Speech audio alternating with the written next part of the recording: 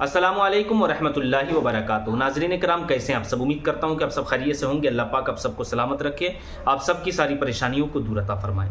तो नाज़रीन, आज की वीडियो में आपको हज़रत हाफिज़ वसीम साहब एक बेहतरीन बात बताया है कि जो औरत बरा या अंडरवियर वगैरह पहनकर नमाज पढ़ती है तो उसकी नमाज होगी या नहीं होगी, बरा पहनने के बाद नमाज होगी या नहीं होगी, या ना पहनने के बाद नमाज होगी या नहीं होगी। तो ये सारी बातें इंशाअल्लाह आपको इस वीडियो में जानने को मिलेगा।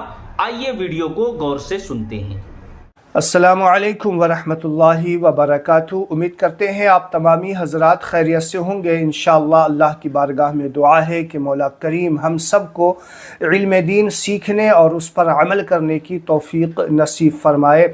नाज़रीन किराम, आज के इस वीडियो में मैं आपके सामने कुछ मसाइल रखने जा रहा हूं जिसके ताल्लुक़ से लोग कशमकश का शिकार रहते हैं और अक्सर औक़ात ये सवाल पूछे जाते हैं। तो मैंने चाहा कि क्यों ना मुख्तसर सा एक वीडियो बना दिया जाए ताकि जो लोग इस मामले में कशमकश का शिकार हैं उनके सामने मसला खुल जाए।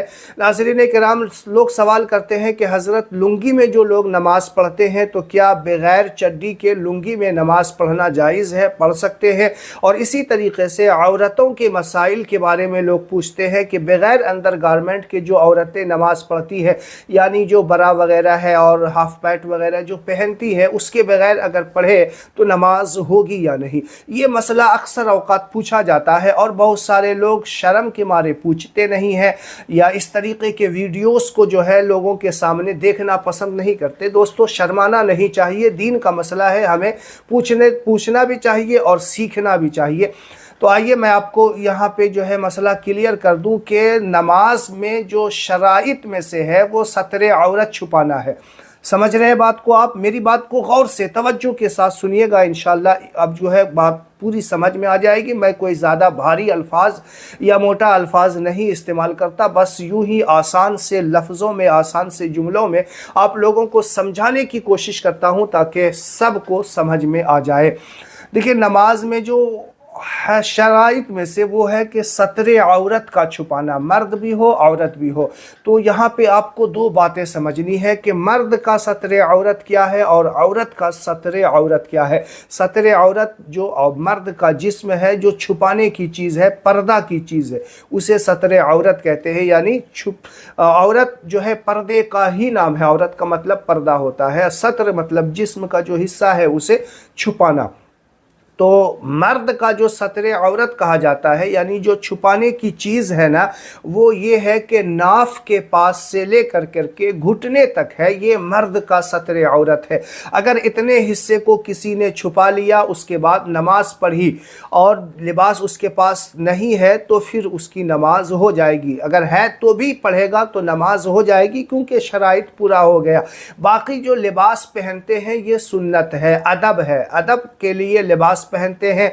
ये टोपी वगैरह जो लोग देखते होंगे कि कुछ लोग मस्जिद में बगैर टोपी के पढ़ लेते हैं, कहते हैं बगैर टोपी के नमाज नहीं होगी। कैसे लोग हैं, ऐसे खड़े हो जाते। हालांकि नमाज में कोई दिक्कत नहीं आएगी, नमाज हो जाएगी। लेकिन चूंकि हमारे हिंदुस्तान और पाकिस्तान में ये रिवाज नहीं है, इसीलिए जो है देखने में कराहत महसूस होती है कि रब के सामने खड़े हैं तो कम से कम सर छुपा ले। देखिए, हम बड़े लोगों के पास जाते हैं तो सर पे कुछ रख लेते हैं, तो जो सबसे बड़ा है उसके सामने हम जाएंगे तो ज़रूर जो है कुछ पर्दे का एहतमाम करेंगे, कुछ अपने जिस्म को छुपाने का एहतमाम करेंगे, अपने सर वगैरह को सही तरीके से जो है संवार लेंगे, सर पे कोई टोपी हो, रुमाल हो, कपड़ा वगैरह रख ले। यही अदब होता है, समझ रहे हैं? तो मर्द का सतरे औरत है नाफ के पास से घुटने तक, ये अगर छुपा लिया तो नमाज हो जाएगी। अब रही बात कि लुंगी पहनते हैं तो उसमें जो है अंडरवियर का पहनना ज़रूरी है या नहीं। देखिए, अंडरवियर जो पहनना है वो पहनना ज़रूरी है, क्योंकि इससे जो लोग पहनते हैं उसको इसका फ़ायदा और इस बेनिफिट मालूम होता है। जो लोग नहीं पहनते हैं तो नहीं पहने, लेकिन नमाज पढ़ने के लिए पहनना ये कोई फ़र्ज़ वाजिब ज़रूरी नहीं है। आपको इससे फ़ायदा हासिल होता है, आप पहनिए। लुंगी में बग़ैर अंडरवियर के नमाज़ पढ़ेंगे तो नमाज हो जाए। जाएगी, कोई कराहत नहीं। बस मैंने आपको बताया है कि जो शराइत में से है वो यही है कि नाफ के पास से लेकर के घुटने तक छुपाना है, पूरे जिस्म को छुपा लें, अदब है, बेहतर है। जो लिबास है हम लोग का वो पहनना चाहिए। अब औरत की बात करते हैं। औरत के मुताल्लिक से कहा जाता है कि जो ऊपर का हिस्सा जो बरा जिसे बोलते हैं, औरत की गंजी जो बोल देते हैं, कि अगर उसे पहनने बगैर नमाज पढ़ती है तो ढलकने का इम्कान आता है। इस तरीके से जो है पढ़ेंगे तो क्या। फिर मैं आपको बताऊं कि औरत का सतरे औरत क्या है, कि औरत का सतरे औरत छुपाना, पूरा जिस्म ही छुपाना है सिवाय चेहरे के और हाथ की हथेली के और पाँव का जो तलवा है उसका। ये खुला नमाज की हालत में, वो भी गैर लोगों के, गैर मर्दों के सामने